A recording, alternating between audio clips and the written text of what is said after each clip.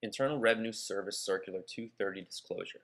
Pursuant to Internal Revenue Service Circular 230, we hereby inform you that any tax advice set forth herein with respect to U.S. federal tax issues was not intended or written by E. Brian Singer, Sean Singer, EBS Group, EBS Responsible Wealth, or EBS Business and Investment Group Incorporated to be used and cannot be used by you or any taxpayer for the purpose of avoiding any penalties that may be imposed on you or any other person under the Internal Revenue Code.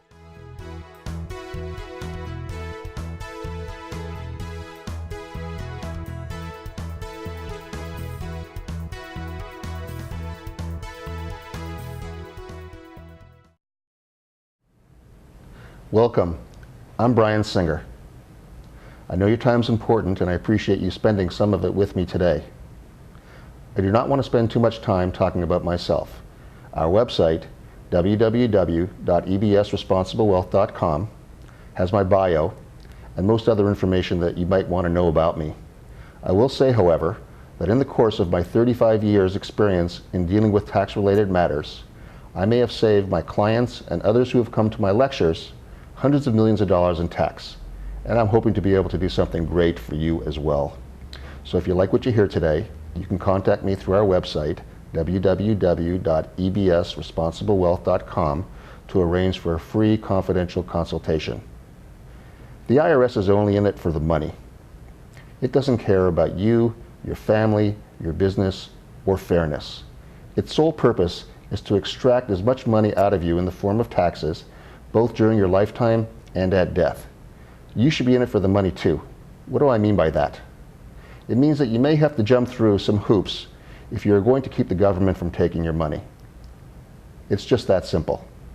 If you sit back and do nothing, it's going to cost your family a fortune in tax. By implementing sound and practical strategies, you may be able to preserve what you've accumulated during a lifetime of work for your family. How would you sleep if you knew that half of your assets will disappear overnight? What if Congress were to pass a law saying that in order to solve the deficit problem, half of every wealthy person's assets would be taken in the form of an income tax, a one-time assessment? If this tax was going to be imposed on you during your lifetime, you would probably do everything you could to avoid it. Well, it's no different with the estate tax. You need to be just as committed to avoiding the estate tax at your death as you would be to avoiding the income tax during your lifetime. The IRS, like a thief in the night, is going to come into your home, take half of your jewelry, half of your crystal and china, half of your guns, half your stamp collection, and virtually half of everything in your house. And that's just the beginning. From there, it's going to move on and take half of your house itself, half of your investment accounts, half of your stock options, half of your granddaughter or daughter's wedding fund that you had saved, and virtually half of everything that you own, except your IRA and your pension plan, because there it might take as much as 70%. Ladies and gentlemen, two trains are about to collide. Train number one is your death, and train number two is the estate tax. My job is to help you step out of the way of the inevitable oncoming collision. The choice is up to you. You need to be committed to the process and act now. If you don't, you'll be known as the person who was smart enough to amass a fortune, but yet not smart enough to preserve it for his family. Let's go now and review some statistics on life expectancy.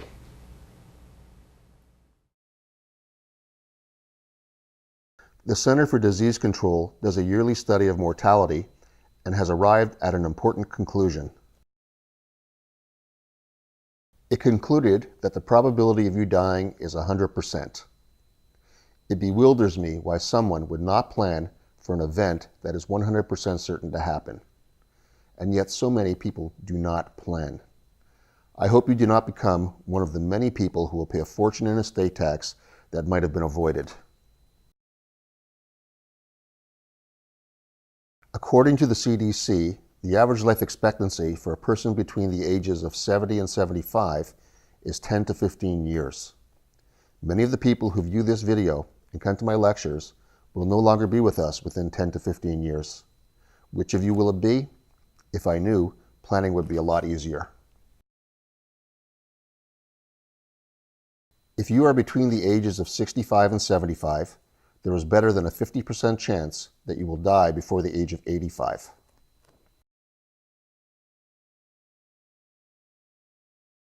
If you are between the ages of 65